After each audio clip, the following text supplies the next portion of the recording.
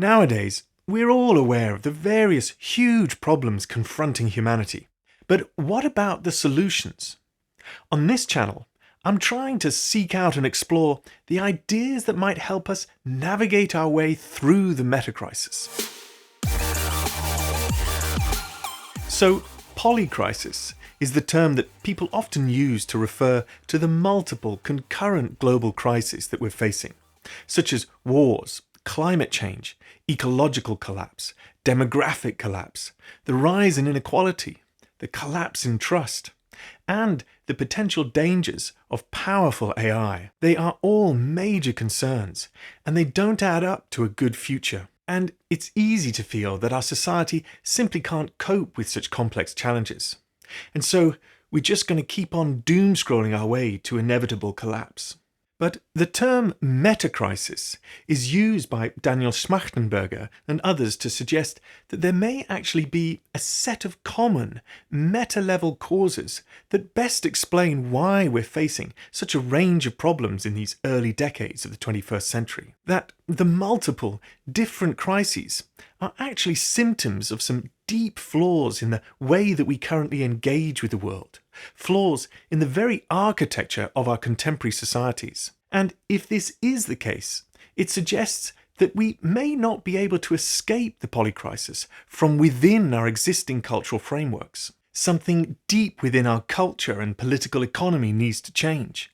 Otherwise, we'll just be playing whack-a-mole from one crisis to another. But it also suggests that if we could diagnose the common root causes and find ways to sufficiently tweak the culture of our societies, then we might be able to tackle the multiple crises together. By going meta, we might be able to cure the patient rather than just plaster over the symptoms.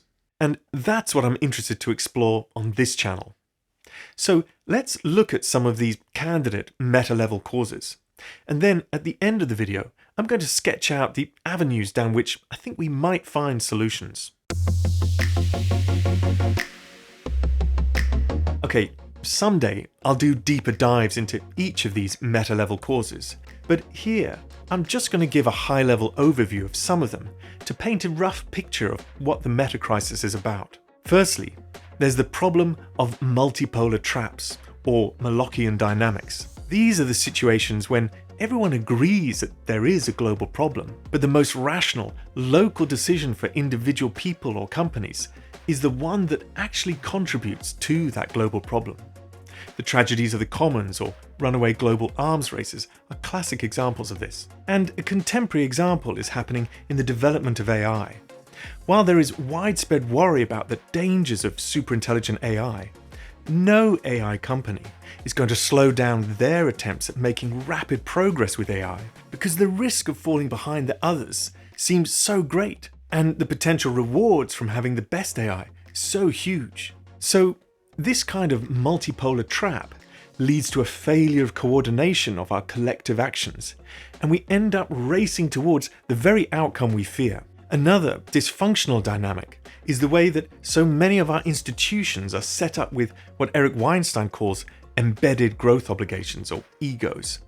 To my mind, one of the most significant examples of this is the way that pensions work. Whether the scheme is based on defined benefits or defined contributions, there is a basic underlying assumption that the economic output of the working age generation will sufficiently secure the pensions of the older, retired generation. Many countries have a declining pool of working age people, supporting a growing cohort of retired citizens, especially as people continue to live longer lives. This places a year-on-year expectation on the working population to generate ever greater economic outputs than they did the year before. If the economy is growing, this is fine, and these expectations are met. But it's easy to see why so many worry that this embedded growth obligation makes our current approach to pensions unsustainable in the long run. And one of the reasons that continual growth is unsustainable is because of the mostly linear model of our manufacturing industries.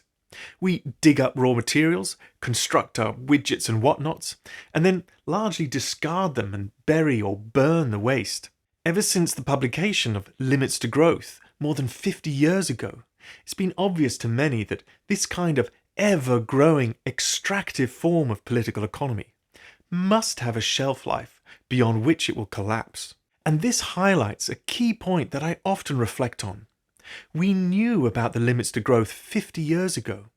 We knew about the science of climate change 50 years ago, and the UN-backed dialogues about how to tackle climate change have been going on for over 30 years. A whole generation of politicians have failed to adequately tackle these problems, and we now know that the approach that they've been taking so far has not worked fast enough. It's not time to raise the issues again. It's time to urgently find new solutions. It's just not credible to think that repeating the formula of the last 30 years is going to suddenly produce a different outcome. But there is huge political economic momentum in the global industrial infrastructure that we have today, and that forms the material conditions within which we have to tackle the metacrisis. Material conditions that are premised on the existence of cheap energy. And these existing conditions make it far too tempting for societies to choose the politicians that offer them an easy path, even if it's going in the wrong direction. Our society is far too addicted to simple, comforting soundbite solutions. And so the last meta-level common cause that I want to mention here is the lack of nuance and sophistication in the ways that our public discourse often engages in the complex problems we face. In the last decade, this has been exacerbated by the way that social media has understandably challenged the role of traditional media as the dominant voice of authoritative news and opinions. This has led to a collapse in trust in our institutions, sometimes for good reason, and in turn this has polarized and poisoned the political discourse. We've seen a collapse of our collective sensemaking, a collapse that has become so viciously tribal at times that it feels like our liberal democracy itself is under threat. Now, with all of these meta-level topics, there's so much to unpick and discuss, so many interconnections. But I'll just note here that the most fundamental thread that is common to all of these issues is the way in which we've come to understand what we think is true about the world, how we go about using reason and rationality in our public discussions to make sense of the world and our place within it. The most meta-crisis is a philosophical crisis. So, what can we do? Well, although bringing attention to this deep problem is a necessary first step, people have been doing that for decades, and it's long past time for us to also try to be credibly constructive. So on this channel, I want to start shedding light on where the routes out of this mess could be. And that's certainly not because I think I'm an expert in navigating our way through the metacrisis. I don't think anyone is. It's because it's such an important discussion that we should all get involved in finding and sharing and coming up with ideas that might help. So, what are the broad directions that I think could be fruitful?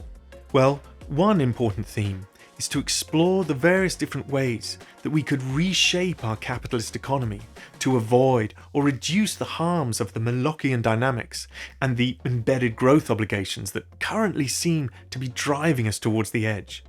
Maybe in this digital age, we need to rethink the structure of our systems of money. Arguably, we need a form of money that is predicated on sustainability, not predicated on growth. So while I think Bitcoin is interesting, it is certainly not a sustainable solution, so it cannot be the answer. But it has showcased the idea that radical innovation in our conception of money is possible. And we also need to start thinking about how an economy can function in a healthy, fair way when an ever-growing percentage of the material means of production are automated by AI. And most of the jobs for humans are service jobs in, say, healthcare, and education and entertainment. In this context, there is a lot of talk about universal basic income. But how could that work? And while it seems obvious that new technologies are going to be a crucial part of building a sustainable society, you'll find I'm often quite critical of suggestions that lean too heavily on ultra-rationalist or techno-utopian suggestions for how we should solve the metacrisis. That's possibly because my academic background makes it easy for me to see through the jargon and lazy assumptions often being made. I studied maths and computation at Oxford, and then went on to do a PhD in computer science and artificial intelligence. That was long before the current boom in AI, but it gave me a deep grounding in everything related to maths, logic, computation, and AI. And this background also underpins another major theme of the channel, which is to explore how the rise of impressively capable AI technology could impact our political economy, our culture, and indeed our conception of ourselves. After completing my PhD, I delved deep into various philosophical traditions as it became clear to me that there was something not quite right with the ways that our mainstream culture traditionally thinks about language, reason, and rationality. Are we really as rational as we think we are? As well as taking our jobs, artificial intelligence might also reveal some deep truths about our own intelligence. And these truths might help explain why we've seen such a collapse in collective sense-making and such a rise in toxic tribal politics. We need to be more humble about the nature of our own intelligence. But equally, if you believe like I do, that the essential foundation of a just society has to be some form of liberal democracy, then we have to find ways to radically improve the health of our public discussions that underpin a healthy democracy. This is the only just path through which the necessary changes to the political economy of our society can be discussed, agreed upon, and then enacted. Indeed, what gives me hope for our future is that many of us live in countries that are still basically liberal democracies. If we had credible paths out of here, we could convince enough people to vote for those plans to be implemented, and they could at least be made to happen in large areas of the world. We don't need to raise the alarm. We need to architect a credible path forward. So all of the themes that I explore on this channel, from AI to philosophy to politics and economics, may at times look like an eclectic mix, but to me, they're all pieces of this puzzle of the metacrisis. And we need to solve this puzzle soon. The next decade or so seems to be the fulcrum on which so much depends. As things stand, the world around us seems to be heading into ever more brutal times. The global news at the moment is just horrific. These are difficult times where empathy and solidarity with others, especially others in a different country, are being branded as luxury beliefs. If we cannot paint a credible global route out of here that is fair and just, others are already building higher walls for Fortress Europe and Fortress USA, and that's not a future I want to live in. I imagine none of us do. But what do you think are the most credible routes out of the metacrisis? Please do continue the discussion in the comments below, and subscribe to my channel if you'd like to join me on this exploration of ideas. Thank you for watching.